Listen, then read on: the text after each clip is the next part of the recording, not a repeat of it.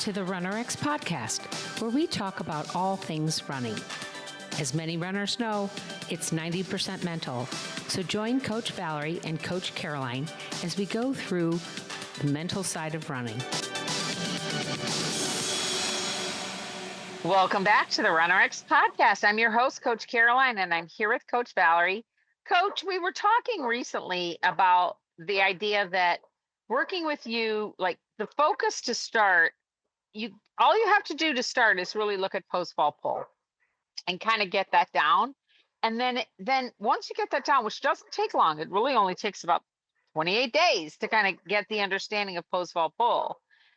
But then you get into the nuance and the timing and the head space you got to be in. And that's where you spent decades working with Romanov, right?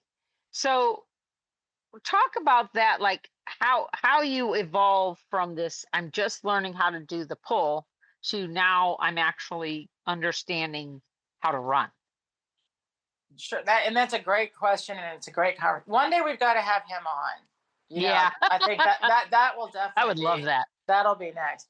All right. So I really, let me just say, this is really fun, guys. So when I was first I was, like I said, I went to UT Austin, and I was all about personal training. I was going to be in the gym. That was me. I was a personal trainer, fitness instructor, but I lived in Austin. So I ran recreationally. Like I ran in college, but not for like races. We did fun runs, whatever. I never took it seriously. It's like, I'm good at it, or I even want to be coaching it, because I was the aerobics lady and personal trainer.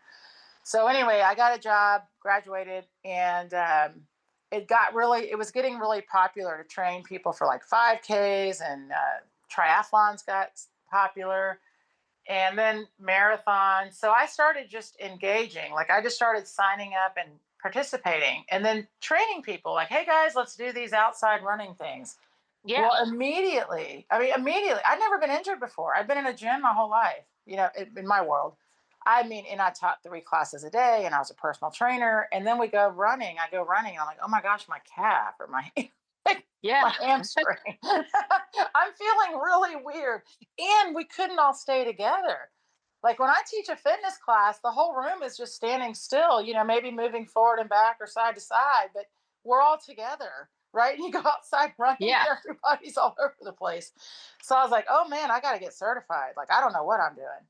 Well, guess what? There isn't one. There was a learn how to do everything. I was certified in, you name it, steps, spinning, high impact, low impact, glutes and abs, whatever it was. And I was like, there's not one for running. So I went to the running shoe store, of course, first, and told them, like, I need to learn how to run. And they're like, you sure do. And they had me like run up and down the little hallway thing or whatever outside. And the guy was like, oh my gosh, you pronate so bad. And I was like, oh my gosh, I'm so embarrassed. What do I do? Yeah. I never even heard of that. I'm like, I was like, because I didn't know anything about running. So I was like, I know everything about aerobics and fitness training. I didn't, in my mind, I was like, I'm here to learn. I'm a student. So anyway, he's like, your foot rotates out when it lands on the ground, and you need it to go forward. So you need to buy this motion control shoe, running shoe. And I was like, oh, running shoe. All right. I only have aerobic shoes. Yeah. I need a shoe really especially for. What's really funny, by the way, is even in college, I used to run to teach my aerobic classes, and I had a Walkman. So I would I'd have my running tape, and then I would flip it out to my aerobics tape when I got to the aerobics. And I never in my mind considered anything for running other than that's how I got to my aerobics class. I didn't change my shoes. So when they told me you need running shoes, for me, I was like, oh, okay, I've been doing it wrong. You see how like we're so easily swayed is my point. Whereas I'm like, instead of thinking, well, Valerie, for 4 years, you've been running in these same shoes. See what I mean? It wasn't until I added distance and started training for an event that running became something that I thought of as differently, if that makes any sense. Anyway, I bought the shoes that I pronated in. I still hurt. I told the guy, I can't just afford new shoes. Give me a tip for running. And he's like, he told me to push off the back and reach with the front. So I was like, all right, I'm going to win it. I'm going to be the biggest pusher and reacher in the world. And then I just pulled my hamstring. Yeah, so of course. So Probably I have shin splints too. yeah. So anyway, at that point I had started doing some triathlon stuff. So I went to the triathlon store and they had a book on triathlon, how to train for a triathlon, swim, bike, and run. I was like, oh, good. Finally. At least there's something, right? Like I can get some Right. knowledge. So in the book, they had a little blurb on pose method, and it was just a little picture of a girl in the running pose. And all it said was stand in this pose and then pull your foot up from the ground to switch feet. Running is just pulling your foot up to pose. I was like, perfect. See, simple, effective. I can do that. So I was like, I'm going to pull the pose. And then I went one step further and I actually bought the pose book. I didn't know there was one. Went further. I bought the pose book. I bought the pose video. I memorized it. I was like, I got this down. And guys, just so you know, oh my gosh, all of a sudden, I didn't have my pains anymore. I was able to teach people because look, there's a method of teaching. He had a video with like drills. For as an aerobics teacher, I was floored. I couldn't believe it. I was like, where has this been hiding? So here I start teaching all my runners and they're loving it. But we were not getting injured, but we also were pretty much staying still. Like none of us were getting any faster and we're wanting to run marathons. So I actually called him. I called the guy in the back I called his book, the number, he had a phone number. And I started working with him directly. And what I was missing was the fall element. And what I was missing was understanding of movement. So this is also really important for everybody to understand that I came to him with a complete misunderstanding of movement. And I'd been trained for years and years and years. And so he had to unstick my mind, which he'll tell you probably took him, I don't know, 3 years. Right. Right. And I say that in a joking way, but not really, because my first clinic with him is when he realized she has memorized the book, she has memorized the video, she has no idea what she's teaching. She's just repeating. I was just mimicking. And that, guys, that's how most of us are doing things. We mimic. We see someone doing something. And as an aerobics teacher, when I learned, say, like step aerobics, they taught us how to do a certain step or whatever, then you could just go make up all your own dances and combinations. They didn't care. So that's how I felt with the running. I'm like, oh, look, he's giving me all these drills. So he was like, wow, you really are good at drilling.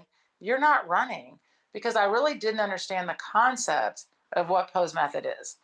And the first clinic I took with him, the first 3 hours was he was just talking. And I kept thinking, when are we going to run? When are we going to run? What's he talking for? Why does he keep talking? I didn't shut up. He was like, Valerie, shh, stop talking. You're not listening. You're here. He goes, you're here thinking you already know. You read the book. You know everything. You know nothing. And he was Right. right. I knew nothing. So when I finally shut up Yeah. Yeah. and I listened, oh my gosh, guys, I'm still learning from him. I just saw him, I think, last summer, and he taught a clinic in Austin. And I spent years learning from him, years.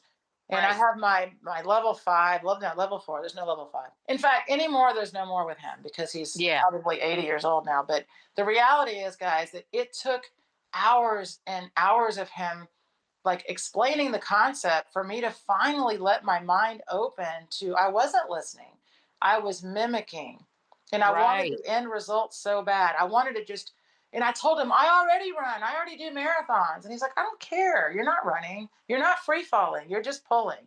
So a lot of our runners, I tell them, guys, I promise you, I went through a lot with him. I mean, I sat in his living room for 8 hours straight learning one drill because he was like, you don't get it. We're not moving on.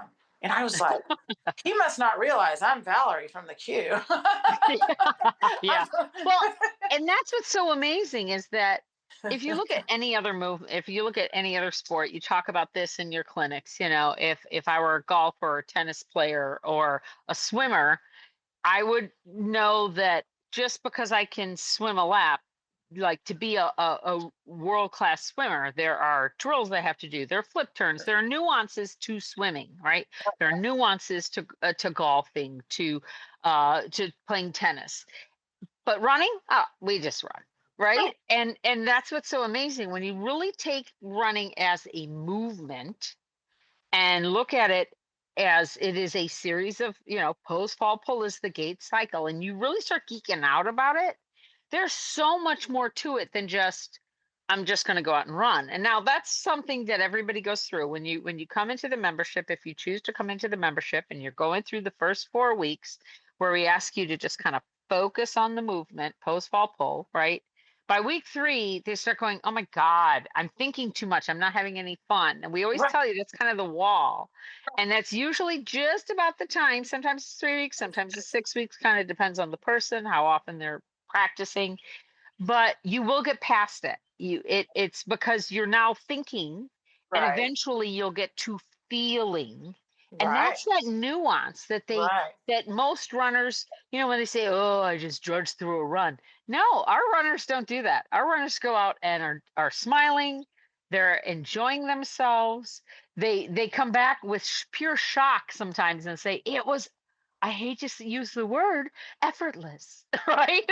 Well, I think That's like, I think the biggest challenge, like we had somebody ask us once at a clinic, when can I stop thinking? And yeah, I yeah, just remember Dr. Romanov saying, when you figure that out, you let me know. Like my brain yeah, doesn't shut off. But our point for people was like, this is the coolest thing. I'm going to say this. This is one of the neatest, I don't know. I mean, he's dropped so many great things, but yeah, this is the thing with running, guys. We are all born with a natural blueprint for running. Running is 1,000% the most natural movement there is. The challenge is we have made it unnatural by the environment we have put ourselves in.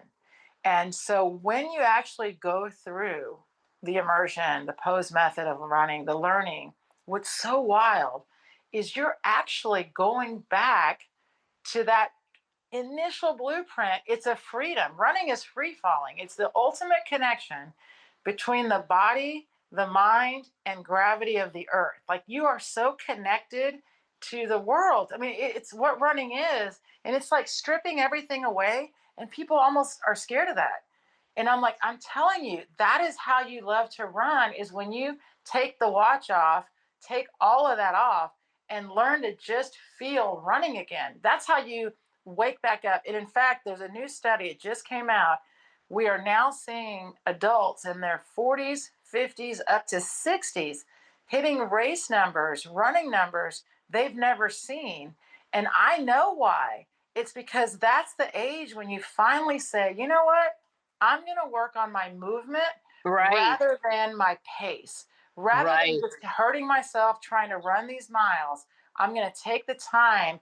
And as soon as people start working on their mindset in that way, like I'm going to open my body, I'm going to open my mind.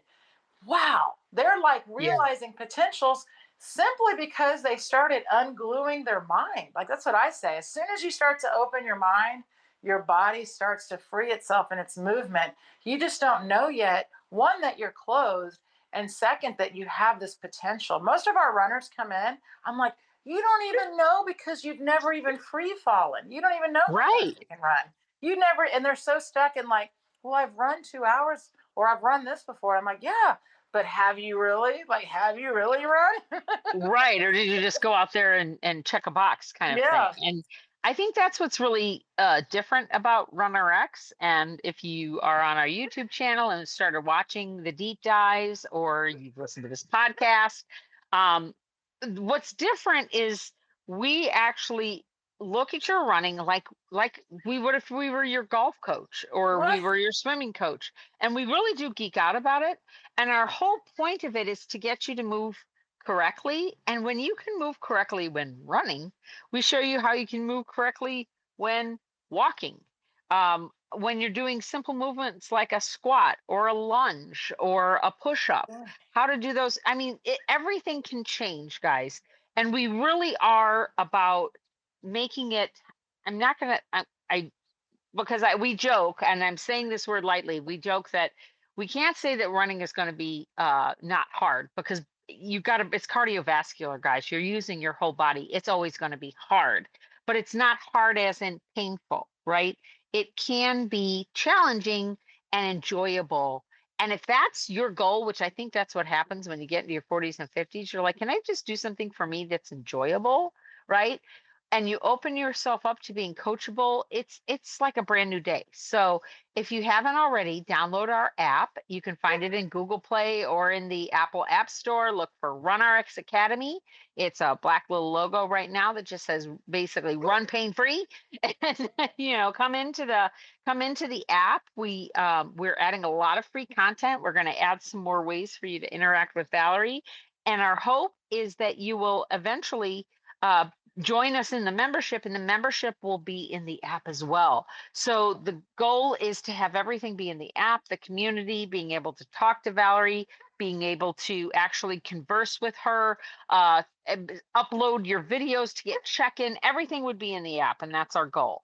So hopefully get in now, and then you'll be automatically put in the app when you put in the membership when you join, and it'll all be there. And if you have any questions, reach out to support@runrx.fit. That's support@runrx.fit, and we'll answer it on the podcast. Thanks, guys. Thank you for joining us on the RunRX podcast. If you'd like to know more, join us at www.runrx.fit. And if you have additional questions that you'd like answered on the podcast, email us at support@runrx.fit.